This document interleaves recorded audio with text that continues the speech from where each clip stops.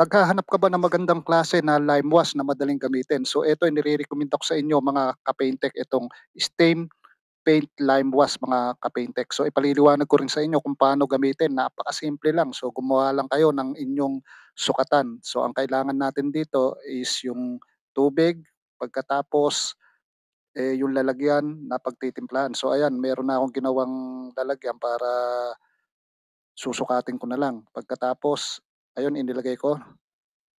Lalagyan ko rin kung gaano karami ang powder, gano'n din kadami ang tubig na inyong dapat ilagay. So hindi kagaya ng ibang mga lime wash na may mga kasama pa siya. Dito ordinaryong tubig lang yung inyong gagamitin. So napakadali lang gamitin nito mga idol, tapos hahaluin niyong mabuti. Ayan, ilalagay ko yung tubig.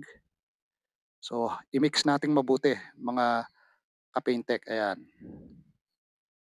Para talagang maganda yung kalabasan ng product.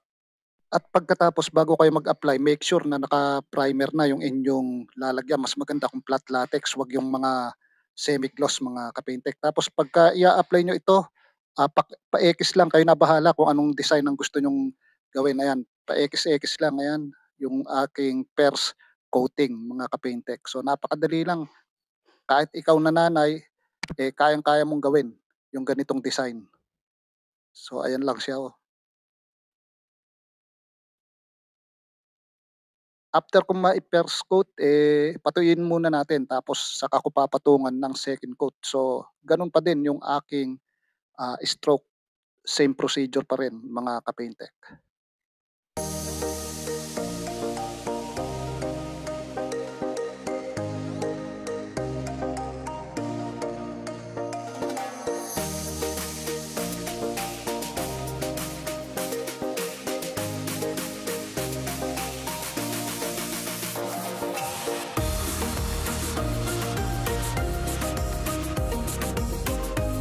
So, ayan na nga siya, patutuyuin ko na lang tapos ito nga pala yung aking isinample sa basahang finish.